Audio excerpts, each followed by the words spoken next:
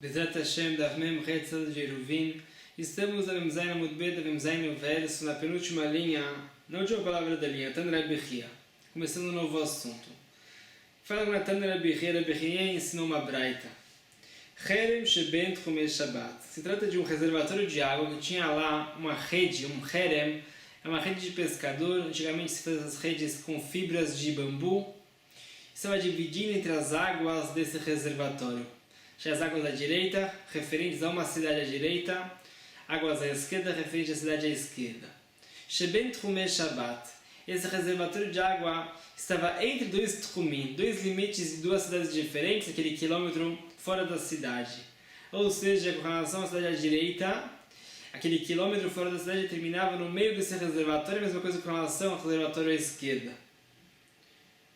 Fala que Rabbi Chia tzarich mechitzah shel barzel le'afsiko.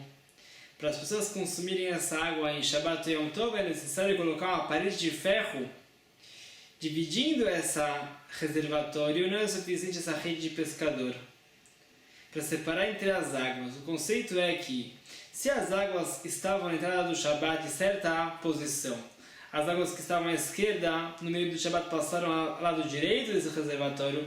Se a cidade do lado direito desse reservatório pegar essas águas, vão estar tirando a água que estava em certo tchum, o tchum da esquerda na entrada do Shabbat, e vão estar tirando esse objeto fora de seu tchum, é proibido.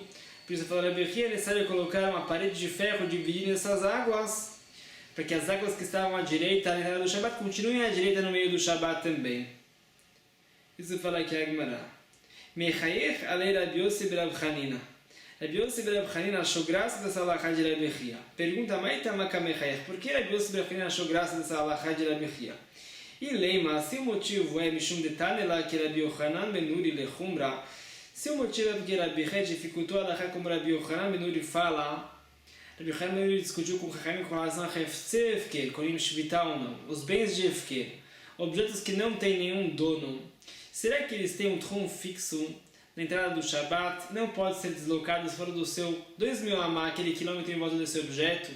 Uma pessoa que adquiriu um objeto de Efker no meio do Shabbat do Yom Tov não pode levar esse objeto fora do tchum do objeto, não. Rabbi Yochanan benuri falou que existe sim um tchum para um objeto de Efker. Aqui também essas águas eram Efker na entrada do Shabbat, não tinha nenhum proprietário. E mesmo assim Rabbi Chia falou que sim existe um tchum, deve ser que ela é como Rabbi Yochanan benuri. Veios vira lei por Rabbi Yossi b'Rav Chanina sustenta que Rabban, como o Chachamim sustentam, que os bens de Efker não konim shvita, não tem um tchum na entrada do Shabbat, então não teria a proibição de pegar águas que estavam no lado esquerdo do reservatório para o lado direito, porque uma vez que essas águas eram Efker, não existe aqui o tchum dessas águas. Qualquer pessoa pode levar essas águas para o seu próprio tchum. Deve ser por isso que Rabbi Yossi b'Rav Chanina achou graça da alahá de Rabbi Chia. Será que esse é o motivo? Não pode ser. O Mishum de Savar Lekula Manetane Lechumra Mechayechala.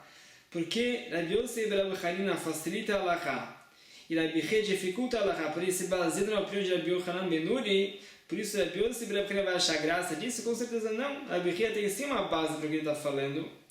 Ela Mishum deve ser outro motivo. Detalhe é como se situa nessa braita. Nearota Moshkin, com relação a rios que têm correnteza, o Mayanota Novim com relação a fontes que brotam suas águas, não existe um tchum para essas águas. Uma vez que são águas em movimento, qualquer pessoa que adquire essas águas pode levar essas águas para o seu próprio tchum. E se, por exemplo, deu para outra pessoa essas águas, a segunda pessoa pode levar essas águas para o seu próprio tchum. Porque na entrada do Shabbat, essas águas estão completamente desconectadas da alahá de tchum. Será que por isso Rabbi Yossi b'Rav Chanina achou graça da alahá de Rabbi Chia? Que talvez se tratava aqui de um caso de águas em movimento, não era um reservatório de água parada, era como um poço. Por isso Rabbi Yossi b'Rav Chanina achou graça de Rabbi Chia que sim, fixou a alahá de tchumim aqui, e na verdade não teria alahá de tchumim. Não pode ser também Vedilma, talvez Rabbi Chia se trata de um caso específico, bem assim, se trata de água parada, água de reservatório. Se assim pode ser que Rabbi Chia assim sustenta que existe alahá de tchumim aqui, como vimos anteriormente.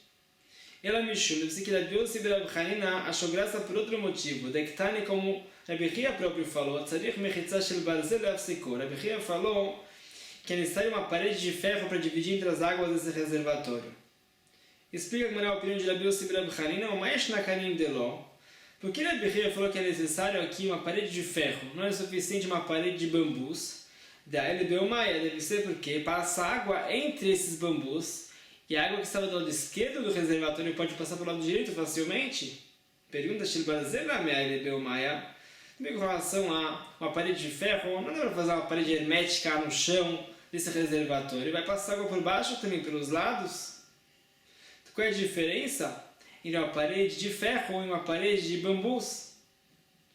Vedilma Tzarich Benotakana. Por que Rabi Yossi ben Yochanan achou graça disso? Talvez o que Rabi Ria pensou em falar é que é necessário fazer uma parede de ferro hermética, uma vez que não é possível, então as pessoas das cidades não podem usufruir dessa água em Shabbat Yom Tov, porque vai estar tirando a água para fora do seu trum. Não é motivo para Rabi Yossi ben Yochanan achar graça da Lachá de Rabi Ria? Talvez Rabi Ria pensou em falar isso, que não pode tirar essas águas, uma vez que não tem conserto. Ela me chama, deve ser que Rabi Yossi ben Yochanan achou graça por outro motivo. Decalo Sheikilu Chachamim Bamai. Porque existe aqui uma lei fácil que os sábios facilitaram com relação a uma pessoa pegar água em Shabbat. Água é um mantimento muito básico para a pessoa. Os sábios facilitaram as alachot de mechitzot, de paredes, com relação a pessoa pegar água em Shabbat. Que de Rabitav lá, como Rabitav falou. Debai minei Rabitav melav. Que Rabitav perguntou para Rav. Mechitzat luyah. Com relação a uma parede que não tem uma base no chão. Uma parede que, por exemplo, está fixa ao teto e não tem base no chão. Será que é suficiente parede para poder carregar dentro de um lugar destruído que não tem base para as suas paredes? As paredes estão presas ao teto? Será que como o Reshut é num recinto privado que tem paredes, que pode carregar em Shabbat ou não? Amar le falou Rav para Rabitavla. El mechitzat le amater de la bemaim. Falou Rav, essa mechitzat é uma mechitzat que não tem uma base no chão, não permite as pessoas carregarem em situações comuns. Só é permitido carregar uma ação de pegar água. Os sábios facilitaram a alahá com relação a pegar água, falando que é suficiente uma parede que não tem base no chão também. Para carregar uma curva num lugar destruído não é suficiente parede. Aqui também falou Rabi Yossi ben Yochanan. Uma vez que se trata aqui o caso de pegar água de um reservatório, é suficiente fazer uma mechitzá que não tem base no chão. Se o Rabi Ria falou fazer uma mechitzá de barzeira, uma mechitzá de ferro, é suficiente fazer uma mechitzá que está suspensa ao ar. E a água vai passar por baixo dessa parede de ferro. Por isso Rabi Yossi ben Yochanan achou graça. Qual é a diferença que a água vai passar por baixo da parede de ferro? Ou entre os bambus? Porque Rabi Ria falou que é necessário fazer parede de ferro. Seria suficiente fazer parede de bambus? Por isso Rabi Yossi ben Yochanan achou graça da alahá de Rabi Ria. Continuando com Rabi Chachamim, onde fala os Chachamim. Ela arbamot. Com relação à pessoa que estava dormindo fora da cidade na entrada do Shabbat, se vê da opinião de Chachamim que a pessoa pode dar 4 amot, 2 metros, para todas as direções. Daí a beleza discutiu com a opinião de Chachamim. A beleza falou que a pessoa está no meio de um círculo de diâmetro de 4 amot. A pessoa pode dar 2 amot para frente e 2 amot para trás. 1 metro para frente, mais ou menos, e 1 metro para trás. Rabi Yehuda discutiu com Rabi Eliezer. Rabi Yehuda falou que a pessoa não está no meio desse círculo. A pessoa pode escolher aonde ele está nesse círculo. Como já vimos na Mishnah anteriormente, a pessoa pode andar 4 amot para certa direção e vai estar fixando aqui o diâmetro desse círculo. Depois disso, a pessoa só pode se locomover nesses 4 amot, que são esse círculo entre esses 2 pontos. Agora vou explicar quais são as opiniões da nossa Mishnah. Rabi Yehuda está na cama. Rabi Yehuda falou que a pessoa pode andar 4 amot. Também está na cama falou que a pessoa pode andar 4 amot. Qual é a macroca entre eles? Amarava falou Rava, Shmone al Shmone. É uma área de 8 amot por 8 amot. Aparentemente é um quadrado de 8 amot quadrados, mas na verdade é um círculo de diâmetro de 8 amot.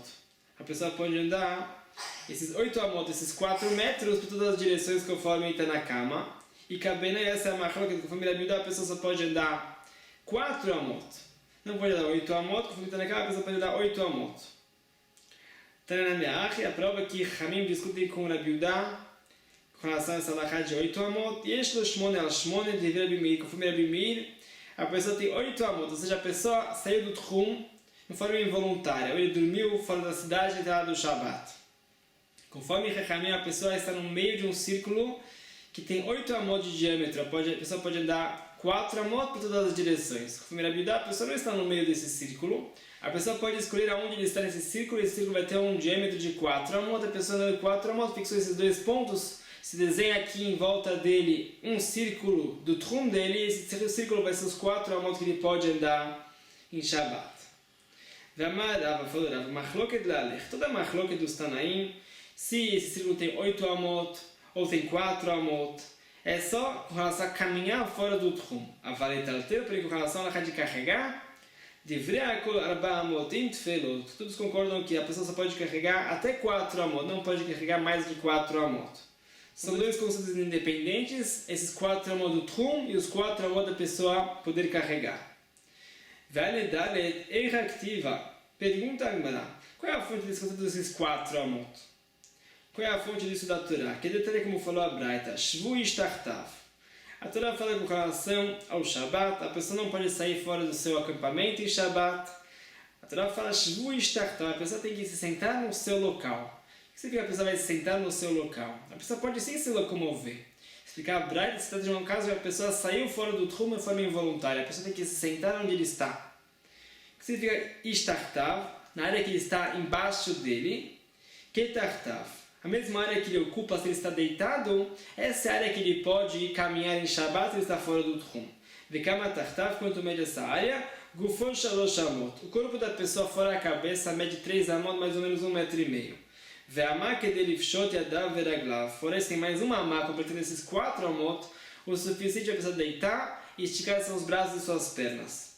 De ver a bimira, esse é o primeiro de bimira, assim se calcula esses 4 amot. Conforme a bimira, a pessoa vai ter 4 amot para frente e 4 amot para trás. Conforme Rabi Yudá e Rabi Eliezer, a pessoa vai ter só 4 amot para poder deitar fora do tchum. Rabi Yudá, o falou Rabi Yudá, Gufo shalosh amot. O corpo da pessoa mede 3 amot, ve'amá, e que outro amá, que deixeitou refetz mitachad mergelotav, o maniach tachad merashotav.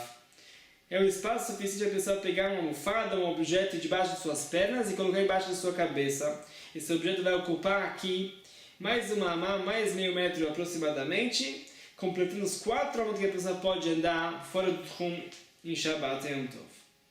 Pergunta mais beinaio. Qual é a diferença se vamos calcular como o Rabi Meir falou, se a pessoa vai esticar os braços e as pernas, ou como o Rabi Yudá falou que a pessoa vai pegar uma almofada e colocar embaixo de sua cabeça? E Kabeinaim tem assim uma diferença. Arba amot metzum tzamot. Com relação aos 4 amot, será que vamos calcular eles comprimidos, estreitos ou largos? Ou seja, cada amá mede aproximadamente 6 tfachim. Cada tefach é a distância entre o dedo mindinho e o dedo indicador. Por esses dedos podem estar soltos ou estar comprimidos, eles estar apertados. Então temos 2 tipos de tefach. Temos um tefach largo, um tefach sochek, e temos um tefach atzev, um tefach comprimido, como já vimos no começo do Masechet Eruvin. Isso vai falar que essa é uma machlokes de Rabi Meir e Rabi Yudá. Conforme Rabi Meir, vamos calcular esses amot largos, que é esse espaço que a pessoa precisa para esticar seus braços e suas pernas. Conforme Rabi Yudá, vamos calcular esses amot comprimidos, porque conforme Rabi Yudá, a área suficiente para colocar um travesseiro embaixo de sua cabeça é menor do que a área que a pessoa precisa para esticar seus braços e suas pernas. A diferença entre o que Rabi Meir falou e o que Rabi Yudá foi aproximadamente 30 centímetros de diferença. Continuando, Ramar lei Rav Mesharsha lebrei. Falou Rav Mesharsha para seu filho que Ailat lekamei de Rav Papa. Quando você entrar na casa de Rav Papa, Baiminei, pergunte para ele. Arba amot shamru be'amad ideia vinalei. Esses 4 amot da pessoa é proporcional à altura da pessoa, o tamanho do corpo da pessoa. O amad seria a medida entre o cotovelo da pessoa até a extremidade do dedo intermediário da mão da pessoa. Ou b'mashel kodesh avinale. Ou seja, calculamos o amá, assim como Moshe Rabbeinu calculou os amot, quando ele estava construindo o Mishkan, e cada amá tinha 6 tfachim, aproximadamente 60 centímetros. E mamar lechamot shel kodesh avinale. Falou a mensagem para o seu filho. Se Rafa vai responder que calculamos os 4 amot, assim como Moshe Rabbeinu calculou os amot quando ele construiu o Mishkan, ou seja, não é proporcional à estatura da pessoa, Og Melech HaBashan, com relação a uma pessoa tão alta quanto Og Melech HaBashan, Og o rei do Bashan, que era um gigante. Mate Allah, como ele vai poder deitar no lugar do tchum dele, desses 4 amot? Ele não pode se deitar, porque ele vai estar aqui saindo do tchum desses 4 amot fixos. E se Rafa vai responder que calculamos esses 4 amot proporcional ao corpo da pessoa, Eimale, pergunte para ele,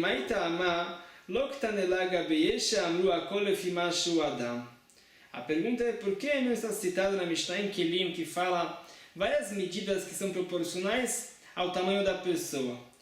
E lá não está citada essa medida dos 4 amot, se é proporcional ao corpo da pessoa, porque não está citado lá. Que até de Kameh de Rafapa, quando o filho de Rav Meshacha visitou Rafapa e perguntou essas perguntas para Rafapa, Amale, respondeu Rafapa para o filho de Rav Meshacha, Ida ikinan kulehai, lo havetanina.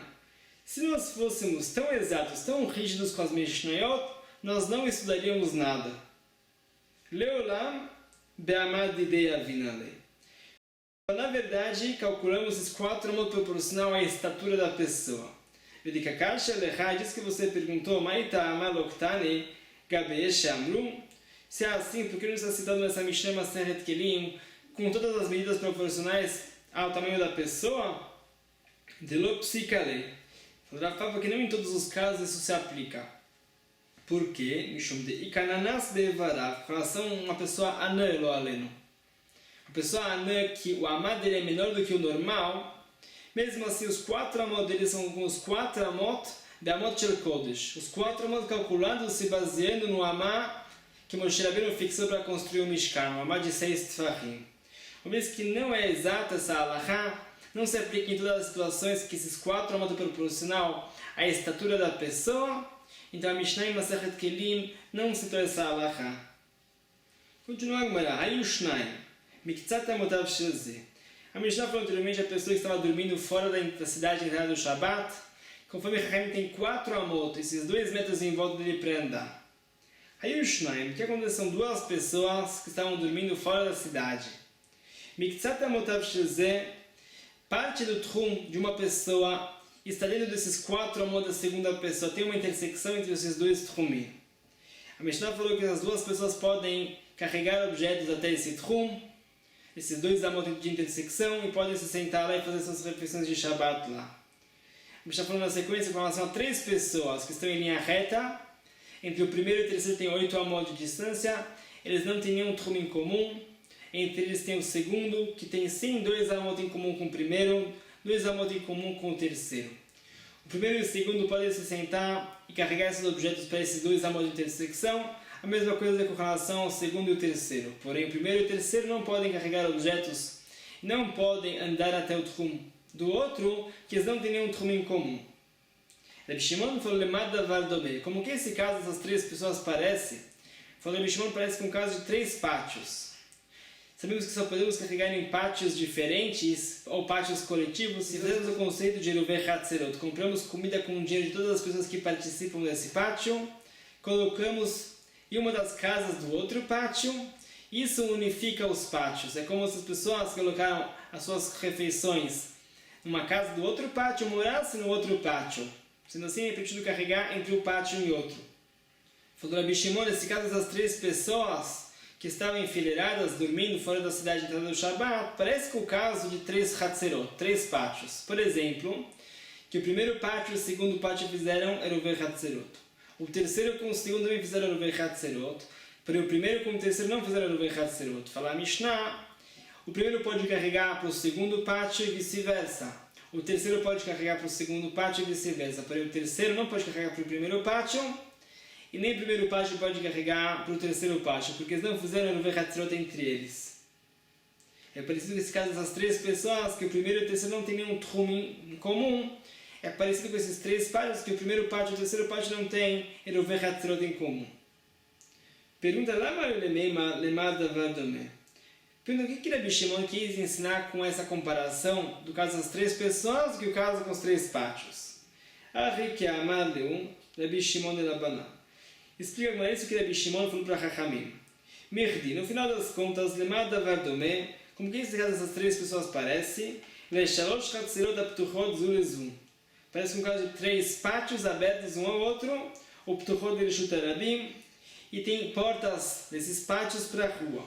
Que nos 2 casos só está proibido carregar do primeiro pátio para o terceiro pátio, e vice-versa. Aqui também o primeiro não pode andar no tchum do terceiro, e vice-versa. Os Chaim discutem com o Rabbi Shimon. Os Chaim falam que uma vez que o primeiro pátio não pode carregar para o terceiro pátio, e vice-versa, então também no segundo pátio é proibido carregar. Para que as pessoas do primeiro pátio não se confundam e também carreguem para o terceiro pátio e vice-versa. Por isso os Chaim proibiram carregar nesses 3 pátios. Rabbi Shimon só proibiu o primeiro para carregar no terceiro e vice-versa, mas no segundo pátio é permitido carregar. Então pergunta Bishimon para Hamim, mas naatam de pligito, porque no caso dos 3 pátios vocês tiveram uma machloca e discutiram comigo, mas naaha, e qual é a diferença com relação às 3 pessoas? De lo pligito, com relação às 3 pessoas vocês não discutiram. Vocês concordam que o primeiro pode ir no trum do segundo, e o terceiro no trum do segundo, mas não o primeiro no trum do terceiro, qual é a diferença? Também aqui temos um receio que o primeiro vai chegar no trum do terceiro, se ele vai poder chegar também no trum do segundo. Resposta, Verabanan, os Ramim vão responder, tá, mas com relação aos 3 pátios, Avshe de Yurin, tem muitas pessoas morando nesses pátios. Temos o receio que uma dessas pessoas pode se confundir, não ter cuidado e carregar do primeiro pátio para o terceiro. Precisamos proibir carregar também para o segundo pátio. Para aqui com relação às 3 pessoas, lá Avshe de Yurin, aqui não tem tantas pessoas assim, temos 3 pessoas. Não temos tanto receio que essa primeira pessoa vai chegar até o trum do terceiro? Então não proibimos. Isso fala aqui a Gemara. Continua. Com relação aos 2 pátios da extremidade, o primeiro pátio e o terceiro pátio, que não fizeram o em comum, não pode carregar do primeiro para o terceiro, ou pode carregar do primeiro para o segundo, ou do terceiro para o segundo, porque os 2 fizeram o com o segundo pátio, mas o primeiro pátio não fez o com o terceiro e vice-versa. Pergunta a Ve'amai, por que o primeiro não pode carregar para o terceiro pátio, mesmo que não fizeram o Vechatzerot? Uma vez que o primeiro pátio e o terceiro pátio fizeram o Vechatzerot com o segundo pátio, se unificaram todos esses pátios. Através do Vechatzerot se unificam os pátios. Sendo assim, uma vez que o primeiro pátio se unificou com o segundo e o terceiro se unificou com o segundo, é como se o primeiro tivesse se unificado com o terceiro também. Então seria permitido carregar do primeiro para o terceiro pátio? Essa é a pergunta. Tem 2 respostas na Gemara. Amar Raviudá, falou Raviudá. Kegon shenatnaim tzait eruvá bezu veruvá bezu. Fala Raviudá um caso diferente. Não se trata que o primeiro pátio colocou o eruv no segundo, também o terceiro no segundo, que eles se unificaram e se conectaram através do segundo pátio. Não. O segundo pátio colocou o eruv no primeiro pátio e o segundo pátio colocou o eruv no terceiro pátio. Sendo assim, o segundo pátio mora no primeiro pátio e também no terceiro pátio. Mas o primeiro pátio não mora no terceiro pátio, eles não estão conectados através do segundo pátio.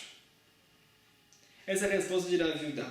Porque realmente, se o primeiro pátio colocasse o eruv no segundo e também o terceiro no segundo, então seria permitido carregar do primeiro para o terceiro, porque eles são unificados e conectados através do segundo pátio. Rav Sheshet respondeu diferente. Afilo tema, mesmo que fôssemos falar, Shenatnu eruvan be'emtzait. Colocaram o eruv no pátio intermediário no segundo pátio. Mesmo assim, tem um caso que é proibido carregar do primeiro para o terceiro pátio. Por quê? Kegon Shenatnu, fala Rav Sheshet, viramos a página. Beshne batim, fala agora um caso específico, o eruv foi colocado em 2 casas diferentes. O primeiro pátio colocou um eruv em uma das casas do segundo pátio, e também o terceiro pátio colocou em outra casa do segundo pátio. Não se unificaram na mesma casa, unificando esses 2 eruvim. Não é considerado que o primeiro pátio está unificado com o terceiro pátio. Isso fala Rav Sheshet daqui. Pergunta aqui, mano, como que isso sustenta Rav Sheshet? Que Bet Shammai?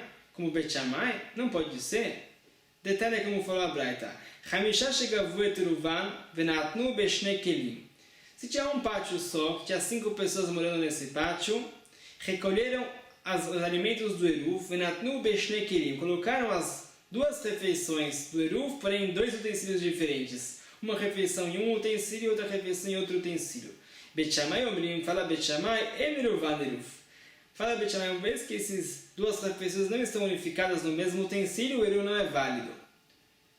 O Bet Hillel Omrim, fala Bet Hillel, Eruvan eruv, fala Bet Hillel, mesmo que eles não estão no mesmo utensílio, o eruv se combina, estão no mesmo Hatzer, no mesmo pátio, e o eruv é assim válido. Pergunta a Rav Sheshet, que falou que se o primeiro pátio colocou o eruv em uma das casas do segundo pátio, e o terceiro pátio colocou o eruv em outra casa do segundo pátio, os eruvim não estão unificados, aparentemente é como Bet Shammai, que fala que 2 metades do eruv em 2 utensílios diferentes não se unificam. Não pode ser que Rav Sheshet fixou lá como Bet Shammai, então como fica?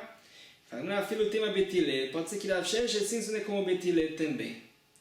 Qual a diferença entre 2 refeições? Uma mesma casa em 2 utensílios diferentes, ou um eruv em uma casa do segundo pátio e outro eruv em outra casa do segundo pátio. Qual é a diferença dos dois casos? Atkalo que abre betilelata. Betilelata discutiu com Betilel e fala que o eruv é válido. Naquele caso, ela beshne kelim bebait echad. Só se são dois utensílios. Se uma refeição em um utensílio, outra refeição em outro utensílio para ir na mesma casa. Aí fala Betilel que o eruv está unificado porque está na mesma casa. Ava beshne batim, porém, um eruv em uma casa do segundo pátio, outro eruv em outra casa do segundo pátio, não estão unificados. Se não estão unificados, o primeiro pátio e o terceiro pátio não estão conectados. Porque não tem dois eruvim na mesma casa dos dois pátios. Por isso é proibido carregar do primeiro pátio para o terceiro pátio. Continua a Gemara. Perguntou o sábio para Ravashi. Leraviudá Kasha, existe uma pergunta contra Raviudá. O Lerav Sheshet Kasha, existe uma pergunta contra Rav Sheshet. Explica a Gemara. Leraviudá Kasha, existe uma pergunta contra Raviudá. De Amar que falou Raviudá. Que quando Shenatnaim Tzait Eruvá Bezu, Veruvá Bezu. Aqui você tem um caso específico que o segundo pátio colocou o eruv no primeiro pátio e o segundo pátio colocou o eruv no terceiro pátio. Como vimos anteriormente, que aí o primeiro pátio e o terceiro pátio não estão unificados porque não existe um eruv do primeiro e do terceiro no mesmo pátio. Existe um eruv do segundo no primeiro e do segundo no terceiro pátio. Pergunta uma vez que o segundo pátio fez o eruv com o primeiro pátio, por exemplo, Havele Hada. Se unificaram e se combinaram o primeiro pátio com o segundo pátio, uma vez que o segundo pátio fez o eruv com o terceiro pátio agora, Shlichuta Avda. Uma vez que o segundo pátio é uma extensão do primeiro pátio. Se o segundo pátio fez o eruv com o terceiro, é como se o primeiro e o segundo fizessem o eruv com o terceiro. Automaticamente, então por que é proibido carregar do primeiro pátio para o terceiro pátio e vice-versa? Essa é a pergunta contra a Raviudá. Existe uma pergunta contra Rav Sheshet também. O Rav Sheshet Kasha. A pergunta contra Rav Sheshet é Teave que Hamisha Sheshuim Bechatzer Achat. Rav Sheshet falou que o primeiro pátio colocou um eruv em uma das casas do segundo e o terceiro colocou em uma das casas do segundo.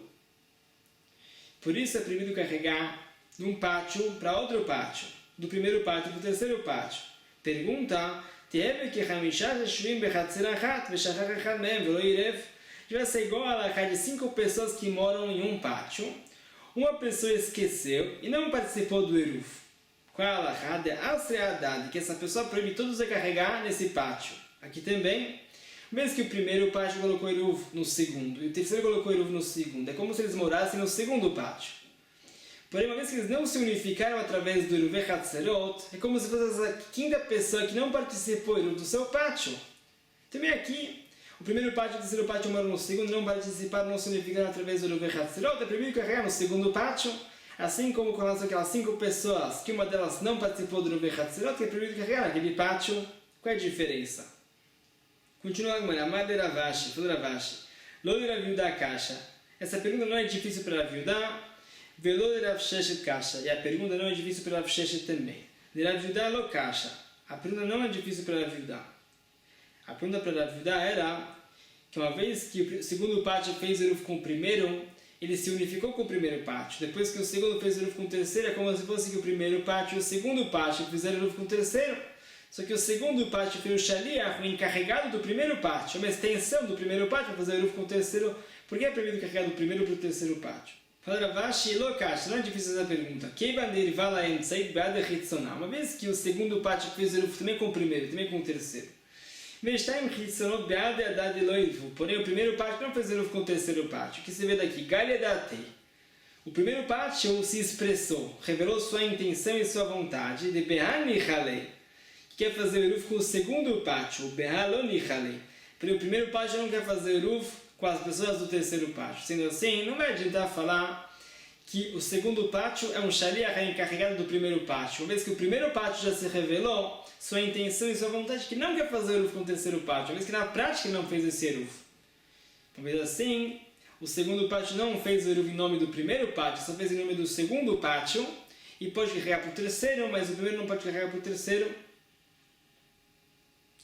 O Rav Sheshet Lokash, a pergunta contra o Rav Sheshet também não está difícil. A pergunta contra o Rav Sheshet era que se o primeiro pátio colocou o eruv em uma das casas do segundo e o terceiro colocou em outra casa do segundo, é como se o primeiro e o terceiro morassem nesse segundo pátio. Mas que eles não participaram e se unificaram através do eruv, é como se fosse aquela quinta pessoa que mora em certo pátio não participou do Eruv.